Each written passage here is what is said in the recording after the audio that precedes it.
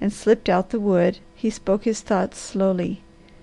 "The 5 cents a pound I'll get for you is even less, but I love the fragrance and taste. You don't peel so easy as the willow, but I like to prepare you better, because you will make some miserable little sick child well, or you may cool some one's fevered blood. If ever she has a fever, I hope she will take medicine made from my bark, because it will be strong and pure. I've half a notion to set some one else gathering the stuff and tending the plants, and spend my time in the little laboratory compounding different combinations. I don't see what bigger thing a man can do than to combine pure, clean, unadulterated roots and barks into medicines that will cool fevers, stop chills, and purify bad blood. The doctors may be all right, but what are they going to do if we men behind the prescription cases don't supply them with unadulterated drugs? Answer me that, Mr. Sapsucker." "Doc says I've done mighty well so far as I have gone. I can't think of a thing on earth I'd rather do, and there's money no end in it. I could get too rich for comfort in short order. I wouldn't be too wealthy to live just the way I do for any consideration. I don't know about her, though. She is lovely, and handsome women usually want beautiful clothing and a quantity of things that cost no end of money. I may need all I can get for her. One never can tell." He arose to stir the sap and pour more from the barrels to the kettles before he began on the tag alder he had gathered.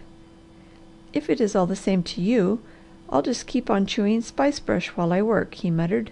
"You are entirely too much of an astringent to suit my taste, and you bring a cent less a pound, but you are thicker and dry heavier, and you grow in any quantity around the lake and on the marshy places, so I'll make the size of the bundle atone for the price. If I peel you while I wait on the sap, I'm that much ahead. I can spread you on drying trays in a few seconds, and there you are. Howl your head off, Belle. I don't care what you have found. I wouldn't shoot anything to-day unless the cupboard was bare and I was starvation hungry.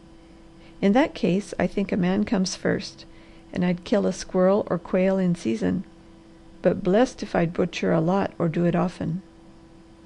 Vegetables and bread are better anyway. You peel easier even than the willow. What jolly whistles father used to make. There was about 20 cents worth of spice, and I'll easy raise it to $1 on this. I'll get 100 gallons of syrup in the coming 2 weeks, and it will bring 150 if I boil and strain it carefully, and can guarantee it contains no hickory bark and brown sugar. And it won't. Straight for me or not at all. Pure is the word at Medicine Woods. Syrup or drugs, it's the same thing. Between times I can fell every tree I'll need for the new cabin, and average $1 a day besides on spice, alder, and willow, and twice that for sassafras for the Onabasha markets. Not to mention the quantities I can dry this year. Aside from spring tea, they seem to use it for everything. I never yet have had enough.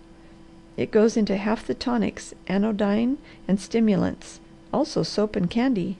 I see where I grow rich, in spite of myself, and also where my harvest is going to spoil before I can garner it, if I don't step lively and double even more than I am now. Where the cabin is to come in, well, it must come in if everything else goes. The roots can wait, and I'll dig them next year and get more and larger pieces. I won't really lose anything, and if she should come before I am ready to start to find her, why then I'll have her home prepared. How long before you begin your house, old firefly?" he inquired of a flaming cardinal tilting on a twig. He arose to make the round of the sap buckets again, then resumed his work peeling bark, and so the time passed.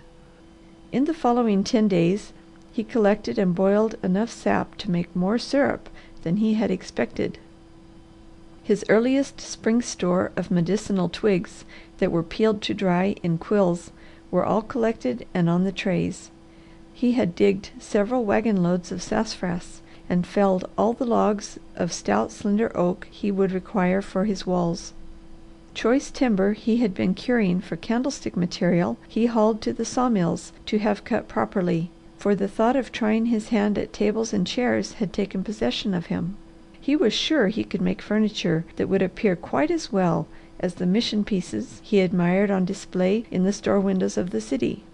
To him, chairs and tables made from trees that grew on land that had belonged for 3 generations to his ancestors, trees among which he had grown, played, and worked, trees that were so much his friends that he carefully explained the situation to them before using an axe or saw, trees that he had cut, cured, and fashioned into designs of his own, would make vastly more valuable furnishings in his home than anything that could be purchased in the city. As he drove back and forth, he watched constantly for her. He was working so desperately, planning far ahead, doubling and trebling tasks, trying to do everything his profession demanded in season, and to prepare timber and make plans for the new cabin, as well as to start a pair of candlesticks of marvelous design for her, that night was one long, unbroken sleep of the thoroughly tired man, but day had become a delightful dream. He fed the chickens to produce eggs for her. He gathered barks and sluiced roots on the raft in the lake for her. He grubbed the spice thicket before the door and moved it into the woods to make space for a lawn for her. His eyes were wide open for every woven case and dangling cocoon of the big night moths that propagated around him, for her. Every night when he left the woods, from 1 to a dozen cocoons that he had detected with remarkable ease while the trees were bare were stuck in his hat band.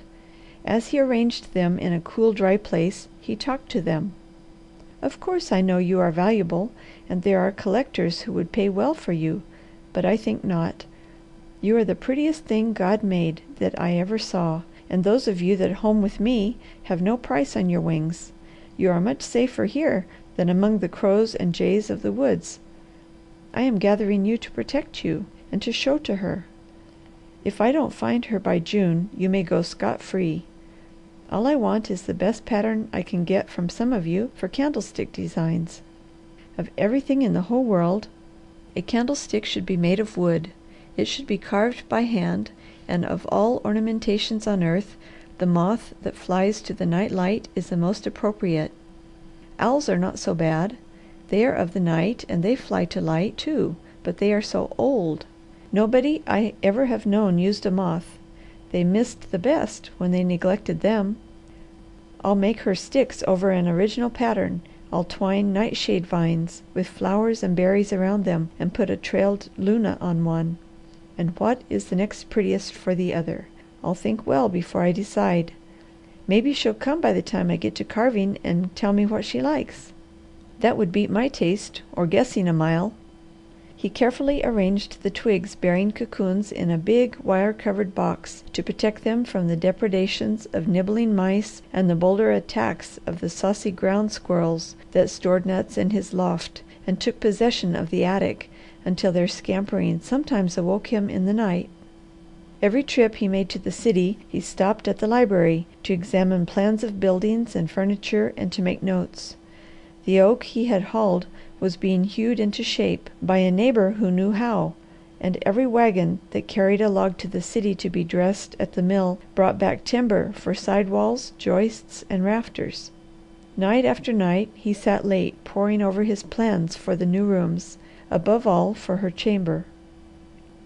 With poised pencil he wavered over where to put the closet and entrance to her bath. He figured on how wide to make her bed and where it should stand. He remembered her dressing table in placing windows and a space for a chest of drawers. In fact, there was nothing the active mind of the Harvester did not busy itself with in those days that might make a woman a comfortable home. Every thought emanated from impulses evolved in his life in the woods, and each was executed with mighty tenderness. A killdeer sweeping the lake close to 2:00 one morning awakened him. He had planned to close the sugar camp for the season that day, but when he heard the notes of the loved bird, he wondered if that would not be a good time to stake out the foundations and begin digging. There was yet ice in the ground, but the hillside was rapidly thawing, and although the work would be easier later, so eager was the Harvester to have walls up and a roof over that he decided to commence. But when morning came and he and Belshazzar breakfasted, and fed